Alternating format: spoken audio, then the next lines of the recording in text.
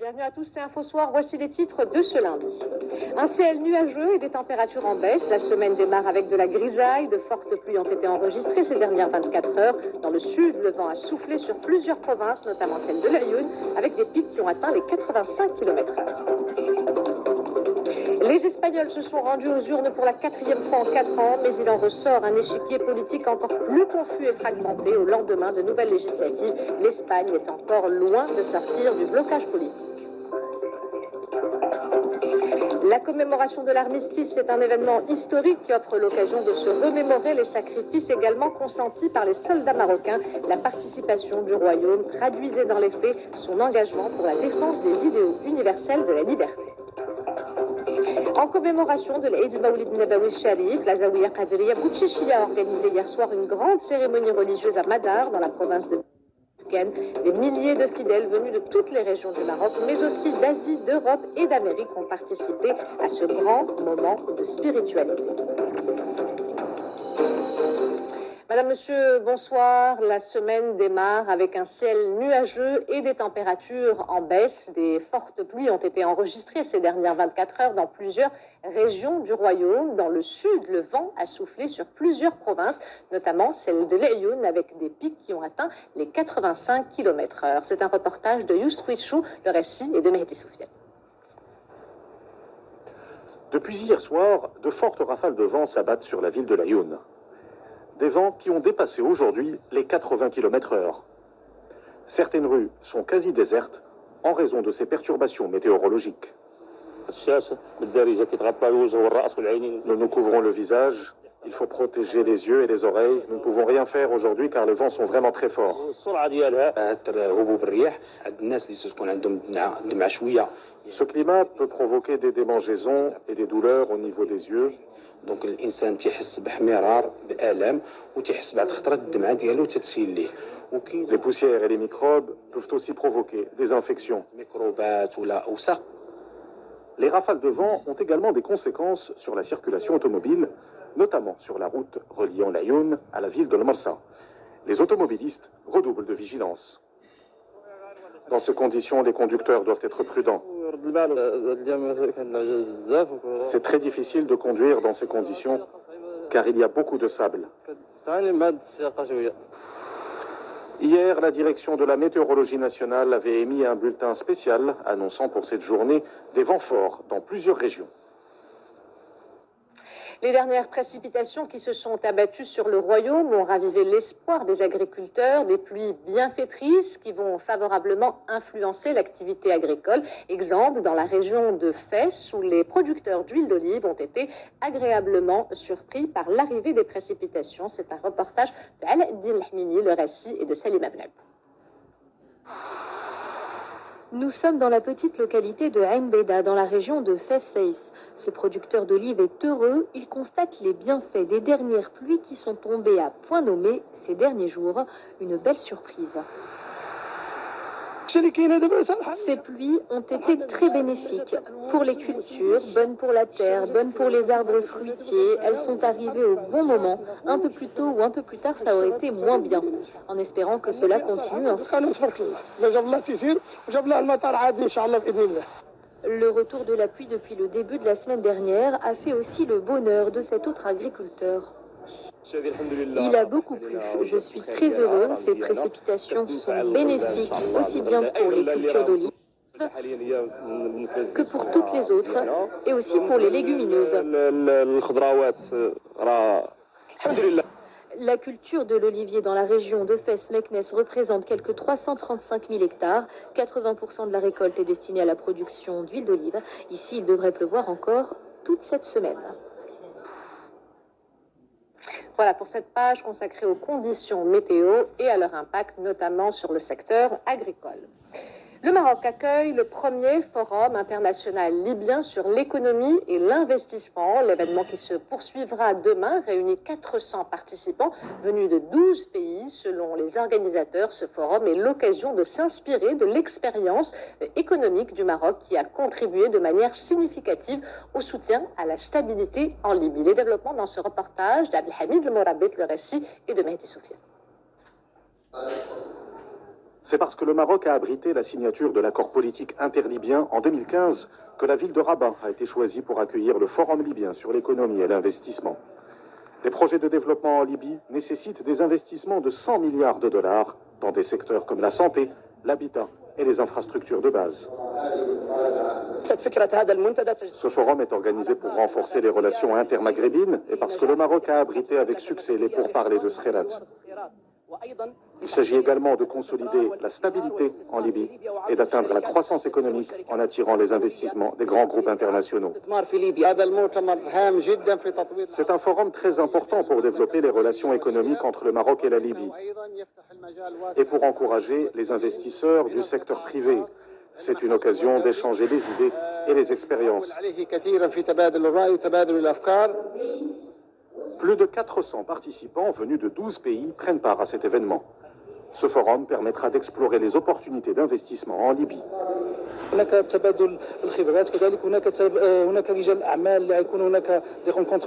Il y a un échange d'expériences et des rencontres B2B entre opérateurs économiques. Des institutions financières internationales sont également représentées pour examiner avec les autorités libyennes les moyens d'investir en Libye. Cet événement permettra également au Maroc et à la Libye de renforcer leurs liens économiques. Actuellement, les échanges commerciaux entre les deux pays ne dépassent pas les 100 millions de dollars par an.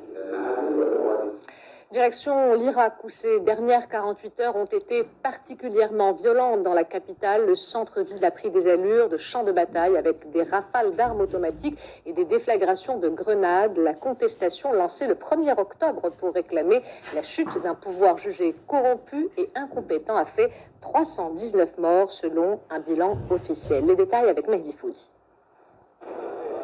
Des tirs à balles réelles, des jets de projectiles et des nuages de gaz lacrymogène. Les rues de la capitale irakienne, Bagdad, se transforment en champ de bataille entre les forces de sécurité et les manifestants. La répression s'accentue, mais la mobilisation des protestataires se poursuit toujours. Nous ne sommes pas des terroristes, nous sommes des civils qui réclament leurs droits, ni plus ni moins.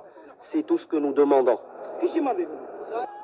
Ces scènes de chaos ont suscité plusieurs réactions à l'échelle internationale qui craignent un bain de sang dans un pays coupé du monde, sans Internet ni réseaux sociaux depuis plus d'une semaine. Malgré les tirs à balles réelles, les arrestations et les enlèvements, les manifestants se disent déterminés. Ils réclament la chute d'un pouvoir jugé corrompu et incompétent. Nous voulons notre pays et un gouvernement qui nous représente. Vous ne pouvez pas nous l'imposer de force. Nous réclamons la démission du gouvernement actuel qui a été incapable de trouver des solutions pendant 16 ans. Nous ne voulons plus de vous. Le Conseil des droits de l'homme de l'ONU devrait examiner ce lundi la situation dans le pays qui devient alarmante jour après jour. Selon le dernier bilan officiel, plus de 300 personnes ont perdu la vie depuis le début de la contestation, le 1er octobre dernier. En Bolivie, Evo Morales démissionne après 3 semaines de contestation lâchées par l'armée et la police. Le président bolivien, dont la réélection a été contestée depuis plusieurs semaines, a quitté son poste et dénoncé un coup d'État. L'opposition, qui considérait comme frauduleux le résultat du scrutin du 20 octobre, ayant vu la victoire du président Morales pour un 4e mandat, avait lancé dès le lendemain une vague de contestation qui a fait depuis 3 morts et 200 blessés. Les Espagnols se sont rendus aux urnes pour la 4e fois en 4 ans, mais il en ressort un échiquier politique encore plus confus et fragmenté. Au lendemain de nouvelles législatives, l'Espagne est encore loin de sortir du blocage politique. Les développements dans ce reportage de nos envoyés spéciaux, Sana Rahimi et Amin Hibdou, le récit est de Amin Abdel. Le recul des socialistes fait les grands titres de toute la presse espagnole. Pour les éditorialistes, ces élections sont loin de résoudre la situation de blocage politique qui prévaut depuis 2015. Au contraire, elles risquent de l'aggraver. Avec uniquement 120 sièges, le parti du chef du gouvernement sortant, Pedro Sánchez, échoue une nouvelle fois à dégager une majorité claire. Ça n'a pas vraiment rien changé. Alors on a le Parti socialiste qui a gagné notre fois, mais qui n'aura pas les soutiens dont il a besoin pour faire son gouvernement. Alors je crois que ça ne sert à rien. En revanche, pour Santiago Abascal et les militants de son parti Vox, l'ambiance est à la fête. La formation d'extrême droite crée la surprise en passant de 24 à 52 sièges, ce qui en fait la troisième force politique du pays. Il y a une affirmation très forte de Vox, que c'est un mouvement souverainiste comme nous avons en Italie, le mouvement de Salvini, qui est très très fort, et ça c'est très intéressant. Et il est difficile qu'il peut faire une alliance avec la droite du Parti populaire ou des Ciudadanos, qu'ils sont disparus. Car les libéraux de Ciudadanos sont les grands perdants de ce scrutin. Le parti passe de 57 députés à 10, ce qui a poussé son chef Albert Rivera à présenter sa démission. Avec 35 députés seulement, le parti de gauche radicale Podemos a également perdu du terrain. Les conservateurs du Parti populaire ont eux rectifié le tir en passant de 66 sièges à 88 par rapport aux législatives d'avril dernier. La France a commémoré ce lundi le 101e anniversaire de l'armistice signé en forêt de Compiègne pour mettre fin à la Première Guerre mondiale en 1918.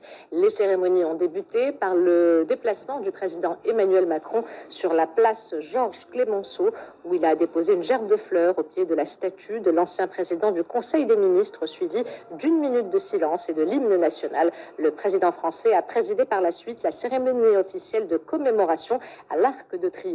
Il a à cette occasion ravivé la flamme sur la tombe du soldat inconnu après y avoir déposé une gerbe de fleurs. Et la commémoration de l'armistice, c'est un événement historique qui offre l'occasion de se remémorer les sacrifices également consentis par les soldats marocains. La participation du royaume traduisait dans les faits son engagement pour la défense des idéaux universels de la liberté et de la solidarité contre l'oppression et l'injustice. Reportage Saïd Benzizou, le récit est de Oussama Bkrali. Au moment où dans le monde entier l'armistice est célébré, à Casablanca, dans le cimetière militaire de Bemsik, scouts, anciens combattants, militaires, ambassadeurs et jeunes étudiants se sont retrouvés sur l'esplanade du souvenir pour ne jamais oublier. Plus de 100 ans après l'armistice, nous continuons de commémorer pour une bonne raison, éviter que l'histoire ne se répète. Ce sont tous les gens qui se sont battus pour que nous soyons aujourd'hui en paix, en liberté. Et donc, il faut non seulement ne pas oublier, mais commémorer et transmettre. Outre les milliers de soldats à être tombés sous la bannière française et enterrés ici, aujourd'hui ce sont des jeunes Marocains qui portent les gerbes de roses destinées aux stèles commémoratives, rendant hommage aux soldats alliés du Commonwealth mais également d'Allemagne, avant de rendre hommage aux soldats américains tombés en 1942 lors du bombardement du port de Casablanca. Il faut se rappeler aussi que parmi tous ces hommes, il y en avait un certain nombre qui venaient d'Afrique et du Maroc en particulier et qui ont sacrifié leur vie pour notre liberté. La paix entre les...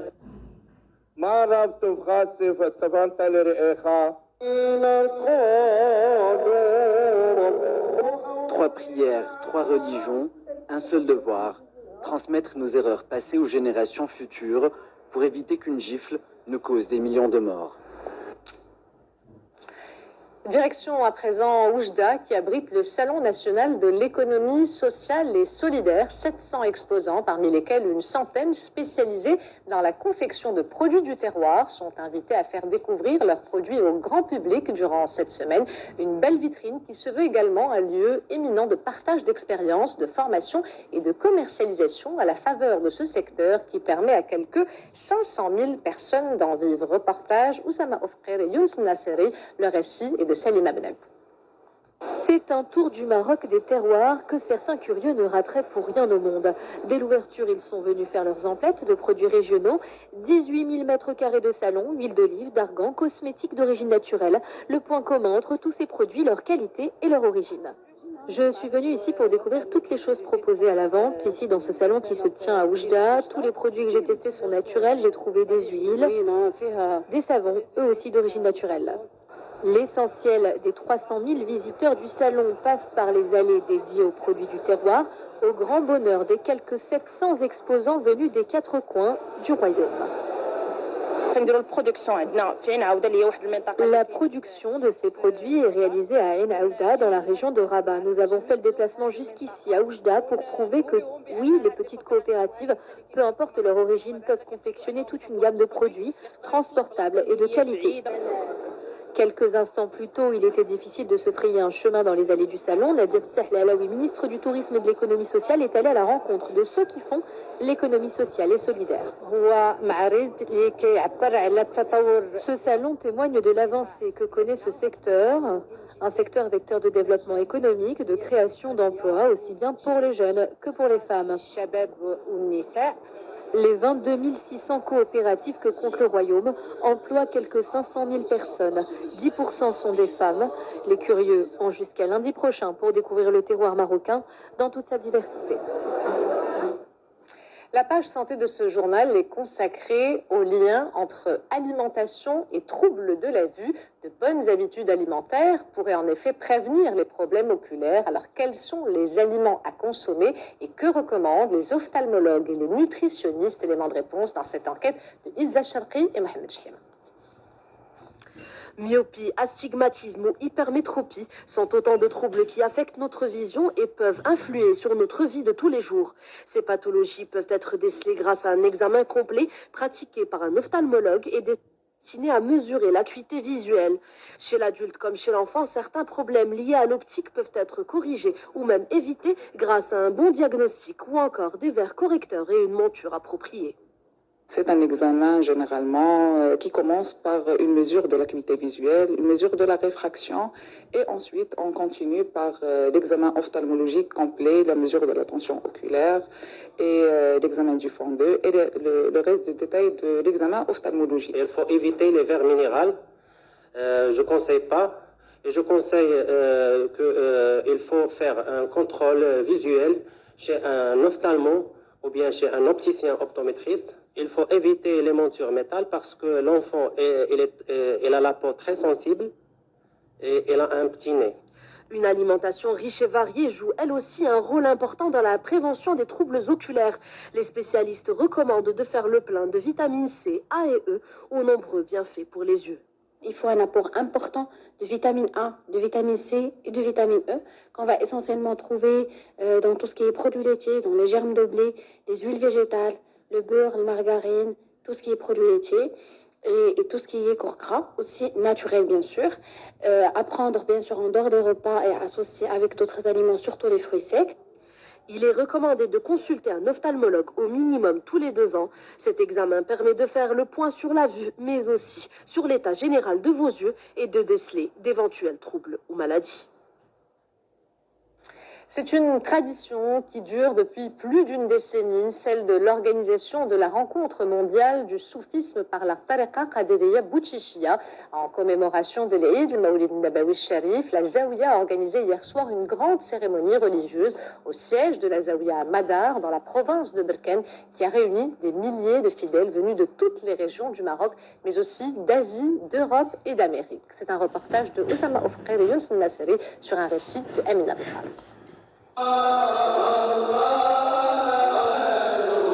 Des louanges au prophète Sidna Mohamed récitées par des milliers de personnes, des adeptes de la Tariqa Qadiriya Bouchichia et des visiteurs venus de toutes les régions marocaines assister à cette cérémonie religieuse à Madar, une commémoration de Eid el-Maoulid Nabawi qui a duré jusqu'à l'aube.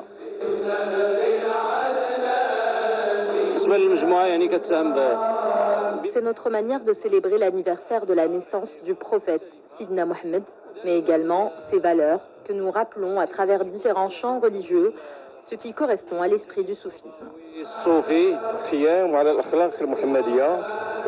C'est une manière de souligner les valeurs sacrées du prophète Sidna Mohamed qui nous guide vers la droiture, car l'essence de l'islam est le bon comportement.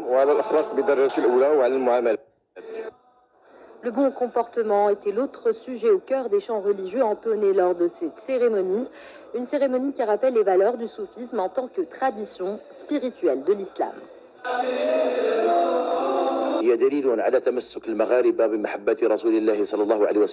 Ce genre de cérémonie illustre tout l'amour que portent les Marocains au prophète Sidna Mohamed.